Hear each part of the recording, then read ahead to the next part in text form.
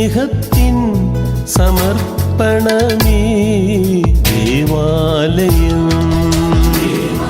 ദൈവത്തിനായൊരു ദേവാലയം, ത്യാഗത്തിൽ തീർത്തൊരു ദേവാലയം.